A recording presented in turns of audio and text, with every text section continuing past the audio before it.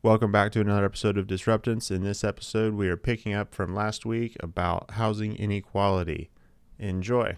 And also, subscribe on our YouTube channel and rate this podcast on your favorite podcast platform. Welcome to the Disruptance Podcast. Here are your hosts, Eric Forney and Michael Bounds. So I've got absolutely. And it's interesting because, the Federal Reserve indicates that that's one of their major initiatives, because selfishly, the Federal Reserve also understands that having minority unemployment at record lows is a positive for the GDP, right? And when you think about a global economy, the most amount of people working, producing goods and services is how you win a global economic race. However, policy has not matched the global economic race, right? We know that I believe widespread lockdowns and mandates that force minorities and poors into having no childcare and then having to debate whether to leave the workforce or not is not a positive for GDP growth. I don't believe it's a positive for the next multiple generations of people. And the data over time now has demonstrated that to be the case. And yet, while that's been the Fed's goal, is to minimize the unemployment rate of minorities, the policies haven't necessarily coincided with that. Yeah. And it's been hard for me to understand that nobody had the foresight to get that when making policy. It doesn't matter. Why do you say Racial that? apathy. We're focused on the 3.9. Well, the Fed is not, but the news and the both, I'm talking about both political parties and so, in this, when we all started this, y'all, me and my man here were what, 3/5 a man, right? Oh, gotcha. Right? That is baked in. Is it 3/5? Referring to another producer in the room, by the way. Not me. You mean not Tyler? For those that don't consume on YouTube. Yeah. So, within all of this structure, that is what this is baked. And so when you don't see, you say, I don't see color, or I don't want to, see this, or I don't want to like, how does that get stacked and stacked and stacked? And you see what I'm saying? Yeah. You know what's interesting? I don't know if we know the answer to this, and because I don't pretend to be educated or intelligent enough to know the complexity of social economic dynamics, but why are Asian employment numbers or like Latin employment numbers, why do they differ from Black employment numbers, you think? Okay. Because, by the way, like, Asians have the lowest rate of unemployment of everybody. Yeah. So again, this I think is the highest acceptance rate by a car. The highest acceptance rate, if I remember. This is a deer seeing a raccoon get hit by a car and then explaining why the raccoon. So I mean, to give you an analogy, but the thing that I can point this back to is the simple fact that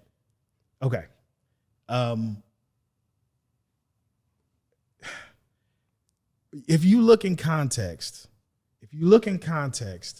Irish used to be looked down upon. Yeah. And now they're white. Jewish people were looked down upon, and now they're white. Asian, even Hispanics are now doing that.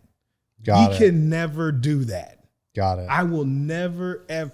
And that's where you see self-hate come in within the Black community.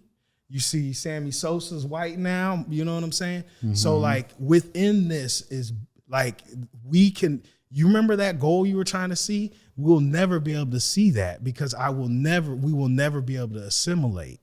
Do you see what I'm saying? So policies are all, right now, when I got here, it's different than how Asian people are getting here. So within all of the policies that are built, that's what you're getting.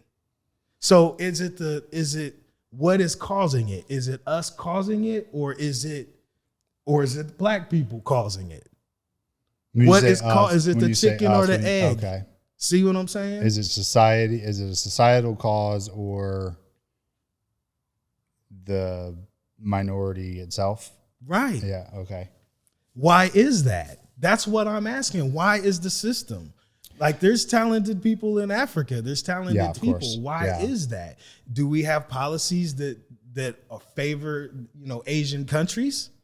I don't know. I'm just a real estate agent in Indianapolis. Yeah, I'm with you. You know what I'm saying? Yeah, I'm just trying to explain how a raccoon gets hit by and I'm a deer. Yeah, totally. It's interesting. I want to just, I guess, because we called them out by name, is the Old National Bank item, right, of the 30 some loans, 37 mortgages for Black borrowers, despite nearly 2,300 mortgages in the past 2 years.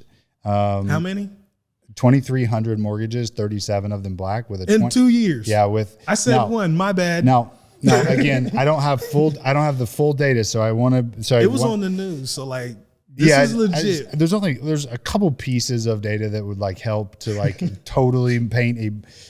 Remember, there's quite literally a book called How to Lie with Statistics, and so I can structure an argument either way that I want to, because I don't have got a loan. How do you explain that? Yeah. So the only thing I wanted to say with that is, though, that if we look purely based on population statistics alone, 28% of the loans should have been to Black residents. What we don't know is Old National Bank the most unpopular Black bank in the city? Probably not. I'm not saying there's like a boycott. Yeah.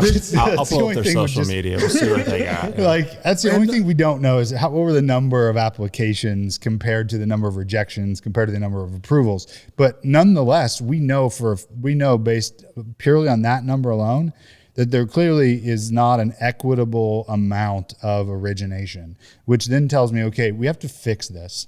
And you and I talked about it quickly before we went on air, and I'm not educated enough to go in depth on this, and so we may have to just continue to have the conversation later. Thankfully, this is what I do for a living: is teach on real estate economics. So I'll promise you that very quickly I'll become educated on it.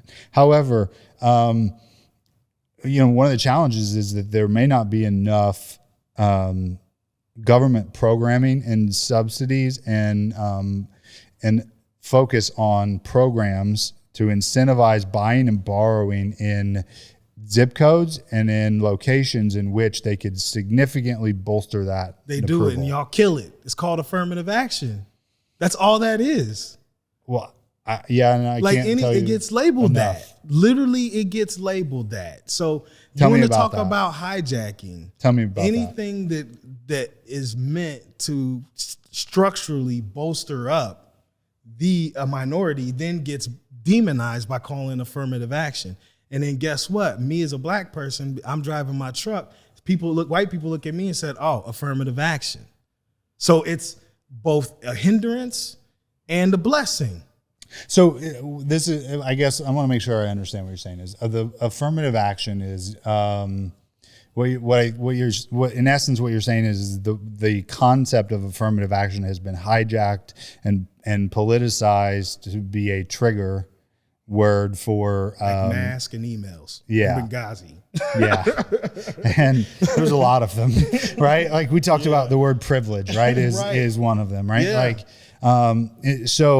So affirmative action has been hijacked to be a negative connotation. If you go back to our episode about why words matter, we talk much more in depth about this, right? About how quite literally political parties study and spend time polarizing and politicizing specific words in order to drive adoption, right? Or in order to drive a wedge as well, right? We know that the estate tax is the exact same thing as the death tax.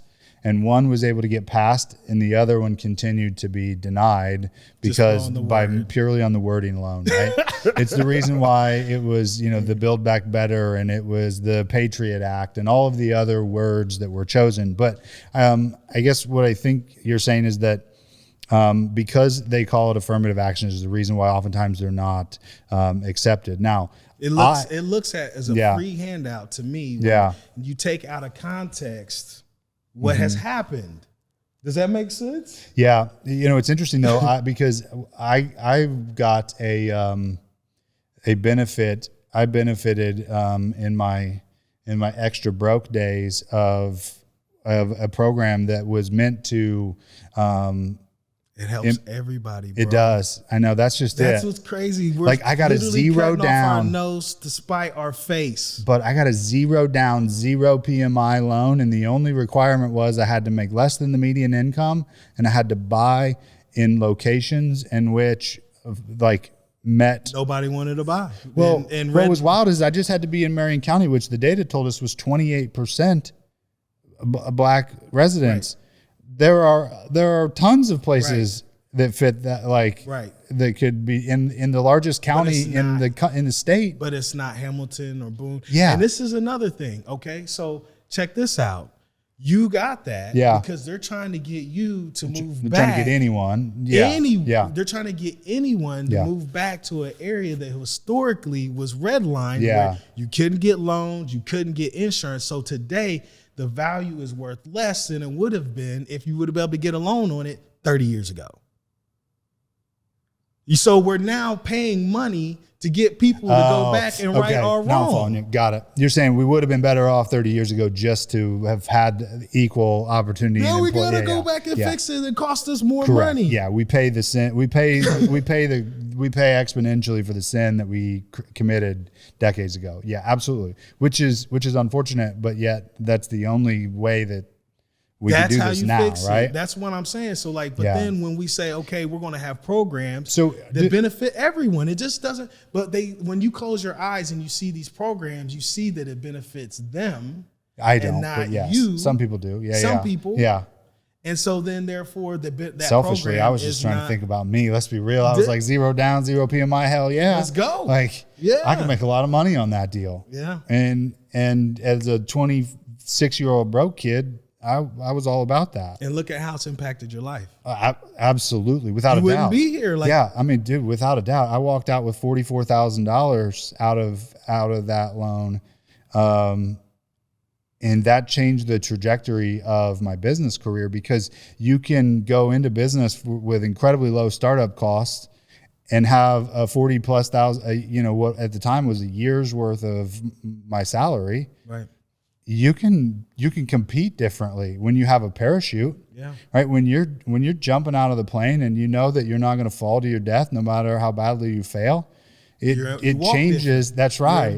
That's right. And so, like, I look at this and go, okay, this is we talked about this via text yesterday, which is, the empathy being one of the first steps. The second one being is that people have to understand that words are being weaponized against them. Totally. Words are being weaponized against them positively and negatively. And people's inability to separate their emotions from definitions is what oftentimes compels them to make emotionally charged decisions, either in the voting booth or in the media or in a number of different positions, because it oftentimes causes us to feel a certain way that isn't necessarily the objective reality, right? I love this perspective that a program can benefit minorities and still benefit everyone else simultaneously the way that it benefited me. It's all about poor people. There's that's right. a disproportionate amount of poor people there. So like black people aren't like, hey, just do us, just do poor people. And then it's going to benefit been hijacked, everybody. I think there are those who have tried to hijack that argument to say, hey, we want reparations, right? Or like my belief is that there are those who have hijacked the conversation to say, hey, we want to take from white people to give to black people. And I don't think that's ever actually been said, but that's been a weaponized conversation to keep the system from changing. What I think that is? What's that? When you're at the top, your perspective is different. Of course. Yeah. So I've always been on the bottom. Yeah. This isn't a zero-sum game. Correct. 100%. See what I'm saying? But if you want to divide people, you have to make them believe it's a zero-sum game. If you're on top, and you see this is like, I'm getting less, then guess what you do? You cling. That's right. Absolutely. And that's what there's a lot of clinging right now. That's all. That's all. So then the problem is the folks at top are clinging. Yeah. And the people at the bottom are like seeing where they are. Yeah. And so that is the tug but the people at the top have the money. Yeah. And they're unfortunately the ones that make the policy. They make the rules. And so until there is a convergence of the population that understands that the impoverished, the enslaved, the poor are continuing to lose more and more ground and have lost arguably more than ever in the past 24 months, greater than they likely have since the Great Depression, until people wake up and realize that by turning off the news and objectively looking at reality instead of emotionally being charged by words. You got those numbers, bro. Nothing can change. No. Yeah. How do you get those numbers? Like, the problem is if you don't get the numbers. Like, this is the thing. Yeah. It doesn't surprise me. Yeah. Because I live it. Yeah. It surprised you because you don't live it, but then you see the numbers and you're like, I wonder why. And that normally rests on Black people. We say, okay, this is they're doing that. Well, but what I'm telling you is, okay, if the system, if 37 people in 2 years got a loan, you see what I'm saying? Yeah. By the way, I mean, I think for me, like as Tyler and you can tell, I've been vocal on a small level about all of the policies that have exponentially harmed the poor and impoverished over the past 24 months.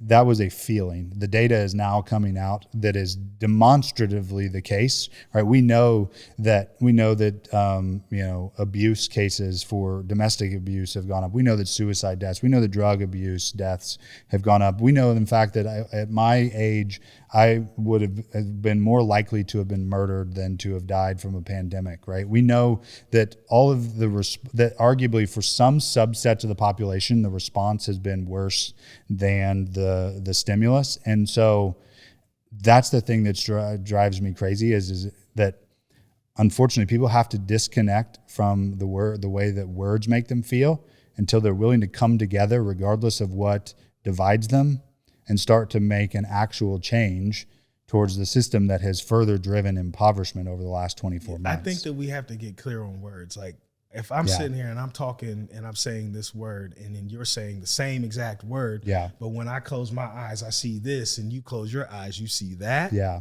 That is the gap.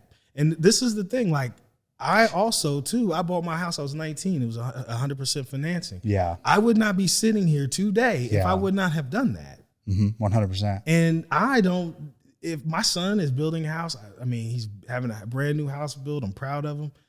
He's spending way more money than I did on mine. Like, there's no way that he's not buying a $40,000 house in Marion, is what you're saying? Yeah, he's having one built, which is like, I'm really proud of him for that. But like, so my job as a father is to make sure that my children, my legacy, they don't have to struggle the way I did. See what I'm saying? Just like you. Absolutely. So for the longest time, nothing out of nothing is nothing. Yeah. So like, you know what? It stops with me. That shit stops with me. So that's this generation. That's us. All that stuff was taken, with the drugs and with the fathers and, all that stuff. But you know what? All of it had to stop with me. So we had to stop that cycle. Absolutely. So at the end of the day, I think what we both agree on, and without a doubt, is that nothing changes until we accept reality.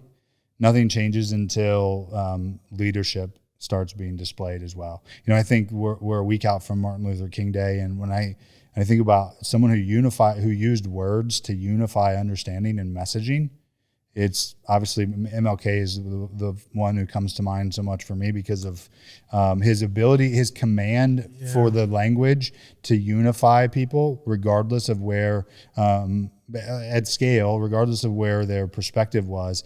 And that's what leadership is, right? Is right now the world needs better leadership. And by better leadership, I mean individually we all have to be better people in order to be better leaders.